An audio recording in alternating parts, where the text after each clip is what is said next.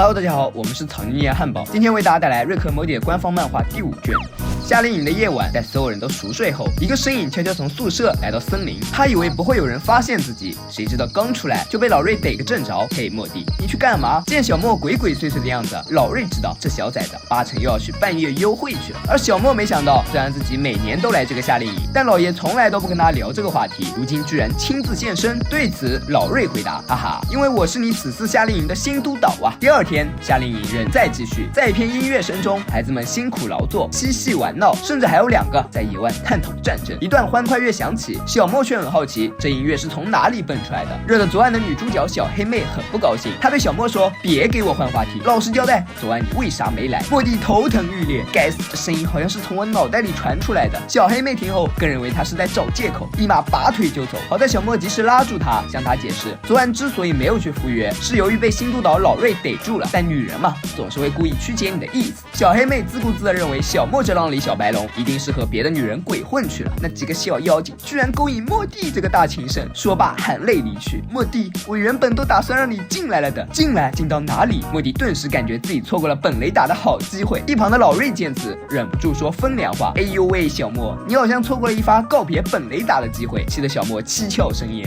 老瑞表示，莫蒂需要悠着点，你可是莫蒂史密斯，人称浪里小白龙吕小莫，整个夏令营的女生都想和你在一起。莫蒂听后心情一下子从愤怒转换为无奈，因为如今的情况实在有点混乱，自己瘦弱的小身躯如今已经有点吃不消了。不过为了补偿小莫的全雷打，老瑞和小莫做了个约定，如果他没法给小莫找个明晚的舞伴，他就把督导这活给辞了。之后这夏天也从小莫面前消失。见证人鸟人，画面一转，莫蒂莫名其妙的被关进小黑屋，在这里他又听见了一些奇怪的声音，但同屋的哥们儿却表示没有，并且还让小莫闭嘴，表示千万不能让督导听到这话，否则就要被关进树林边上的那座小黑屋。不喜欢夏令营狂欢的坏小孩都被关在那里，但诡异的是，他们如今就被关在小黑屋里，这让小莫很郁闷。为什么老瑞要把喜欢夏令营狂欢的他也关进来？于是这帮哥们带他走出小黑屋，去往湖边举行的比基尼冰淇淋比赛现场。但就在几人离开时，那个奇怪的声音又从角落里装着臭袜子的柳条筐里发了出来。湖边，老瑞正在管着一群在水里嬉闹的小屁孩。小莫提示老瑞此地有些不对劲，老瑞却没空理他，只顾想着怎么会有人买这种粗粗长长的泡沫塑料棒当泳池玩具，不知道这玩意儿对人的诱惑力很大吗？一旁的小莫还希望老瑞能帮自己解惑，可老瑞的注意力全在那泡沫塑料棒上。小莫勃然大怒：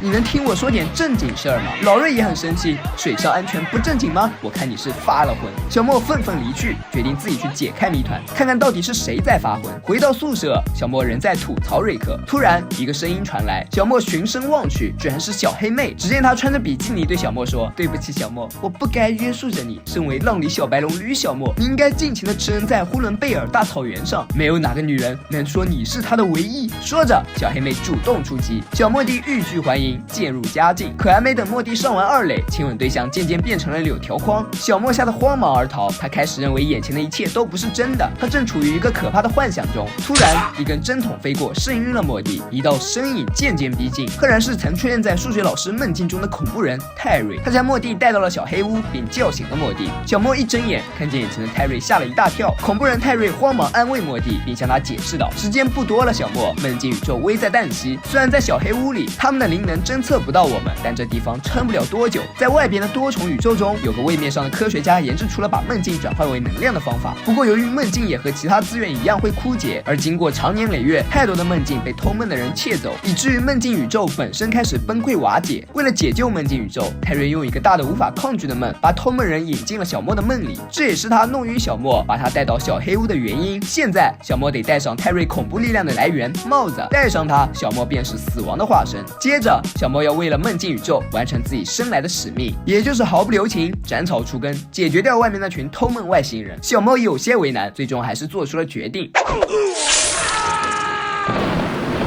最后夏令营只剩下老瑞，小莫大喊着叫他出来，屋外狂风暴雨。看着小莫如今的模样，老瑞一脸懵逼，我是不是该叫你恐怖莫迪？尽管不知道你被灌了什么迷魂汤，但我就是老瑞，而你到底是什么？小莫回答，我当然知道自己是谁，并且我也知道你是谁，这些事本从一开始就不对劲。可你既然说我是在发昏，对此老瑞表示那只是一个玩笑，你还是看看你自己吧，现在你看起来就像是一个蹩脚的同人画。如果你非认为自己上了当，拯救梦境宇宙才是真相，那你就可以过来干掉你老爷我了。说完，老瑞正准备闭眼领盒饭，等再次睁眼时，地上只留下莫迪的脚印。与此同时，实验室里的老瑞听见小莫瞎吼，以为失误将他眼睛弄瞎，但事实上小莫已经从梦境中苏醒。他醒来后的第一句话便是问老瑞自己在哪，到底发生了什么。老瑞回答，你昏过去了，如今在车库里。听见这话，小莫立即祈求老瑞让自己睡过去，好去帮恐怖泰瑞拯救梦境宇宙。老瑞很无语，表示那不过就是一个梦，并且吐槽小莫的潜意识里也只能想象出梦境宇宙这点东西。但事实上，没了小莫的帮助，梦境宇宙已经支离破碎。老鼠洞酒吧，莫妈和不同平行宇宙里的莫妈正在这里举行演唱会，观众对他们的表演非常满意，特别是宅男，以至于演唱会结束后，还有男子抱着莫妈腿表白。莫妈平时最恨这种动手动脚的人，因而对着他的脸就是一脚，然后由此引发一场大战。时间不知不觉到了下午的5点45，主宇宙莫妈打开传送门离开。当回到实验室，把传送枪放回老瑞的盒子里后，莫妈不禁叹了一口气。来到餐厅，莫爸问他今天的图书会如何，莫妈说还成，接着又哼着小歌扭起了身体。这个小片段是关于莫妈的梦想状态与现实的偏差。不可否认，梦想必然会在一定程度上与现实脱节，现实有时候会击溃你的梦想，但那不是现实，你只是把那个击溃你梦想的东西命名为现实。于是在现实的逼迫下，不如说是在自己的妥协下，大部分人必须要和这个世界和平共处，潜意识里却可能是另外一番场景。就如生活中，小莫一直是老瑞的跟屁虫，但在梦境里，小莫希望自己才是那个拯救世界的大英雄。令人可悲的是，梦境里的莫迪仍然没有完成使命，而瑞克或许就是那个发明偷取梦境能量的人。自始至终都是瑞克布下的一盘棋，小莫名为梦想，瑞克名为现实。